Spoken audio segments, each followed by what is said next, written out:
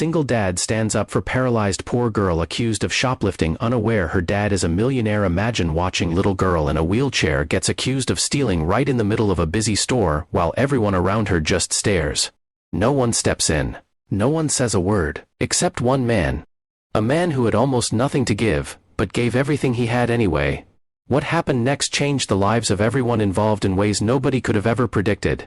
Before we get into this story, if you love stories about kindness, compassion, and the moments that restore your faith in people, please subscribe to Heartfelt Moments, hit that like button, and leave a comment below, telling us about a time someone's kindness changed your day.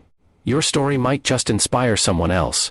It was a Tuesday afternoon at a grocery store, in a small town outside of Columbus, Ohio. The aisles were packed with the usual after-work crowd, tired parents, rushing commuters, and a few elderly shoppers moving slowly with their carts. That's when Marcus first noticed her. She was maybe 10 years old, sitting in a worn-out wheelchair that had clearly seen better days. One of the wheels had a small wobble, and the footrests were wrapped in duct tape to keep them in place. She was alone near the end of the snack aisle, her tiny hands resting in her lap, looking at a bag of chips on the lower shelf with the kind of longing that only a child can show so openly. Marcus was 34 years old, a single dad raising his 7-year-old son, Eli, on a warehouse worker's salary. He knew what it meant to stretch every dollar. He knew what it felt like to stand in a store and do the math in your head before putting anything in the cart. He recognized that look on the little girl's face immediately. He had just turned the corner with Eli when the commotion started. A store manager, a heavy-set man in his 40s, with a name tag that read, Dale, was marching down the aisle, with a scowl on his face, pointing directly at the little girl. "I saw you," Dale said loudly, loud enough for half the store to hear. "You put something in that bag hanging off your chair. I've been watching you." The girl's face went pale, her eyes filled with tears instantly. "I didn't," she whispered. "I promise I didn't." "Empty it," Dale said, crossing his arms. "Right now." People stopped, carts slowed, everyone was watching, and not one single person stepped forward. Marcus stood there for a moment, his son's hand in his. He felt that familiar hesitation, the one that tells you not to get involved, not to make a scene, not to risk anything. He had his own problems. He was already behind on rent. He didn't need any trouble. But then he looked at that little girl 10 years old, alone, in a broken-down wheelchair, tears rolling down her cheeks, while a grown man loomed over her in front of a store full of strangers, and something inside him simply would not let him walk away. He stepped forward. "Hey," Marcus said calmly, placing himself gently beside the girl. "I was standing right here. She didn't take anything." Dale turned to him, clearly irritated. "Sir, this doesn't concern you."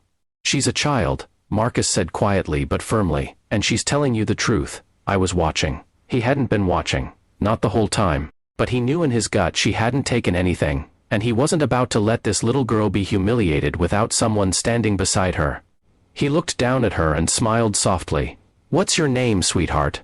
"Lily," she said through a shaky breath. "Hi Lily, I'm Marcus, this is my son Eli." He gestured to his boy, who gave a small, shy wave. "You okay?" Lily nodded, wiping her eyes with the back of her hand. Marcus turned back to Dale. "If you genuinely believe she took something, you're welcome to call the police. But I'll be standing right here with her until they arrive." Something in Marcus's calm, steady voice gave Dale pause. The crowd was watching. A few people had their phones out. After a long, uncomfortable silence, Dale mumbled something about a misunderstanding and walked away. A ripple of soft applause moved through the aisle. Marcus knelt down so he was eye level with Lily. "Is there someone here with you?" "My driver went to the car," she said quietly. "My dad couldn't come today." Marcus nodded. He reached into his cart, grabbed the bag of chips Lily had been eyeing, and placed it in her lap. "For the wait," he said with a wink. Lily laughed. It was small, but it was real. Marcus didn't think much of what he'd done. On the drive home, Eli asked him why he stood up for her.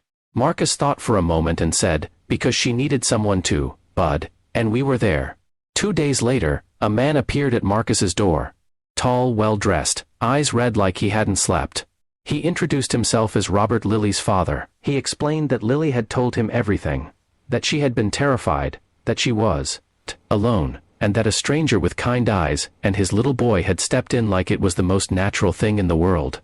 Robert was a real estate developer, quietly wealthy, who had spent years building his fortune, and had recently been rocked by his daughter's accident, and the long road of her recovery. He didn't come to offer money, he said. He came to say thank you in person. He came because his daughter hadn't stopped talking about Marcus and Eli.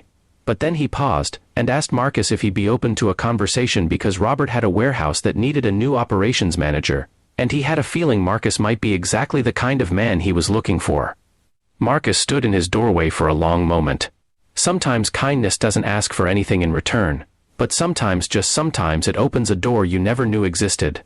Marcus accepted the meeting, and Lily and Eli became the best of friends. You never know who you're standing next to in a grocery store aisle. You never know the weight another person is carrying, or what it means to them when someone simply refuses to look away. A single act of courage, one voice, one moment of choosing kindness over comfort can set off a chain reaction that changes everything. Be that voice. Be that moment.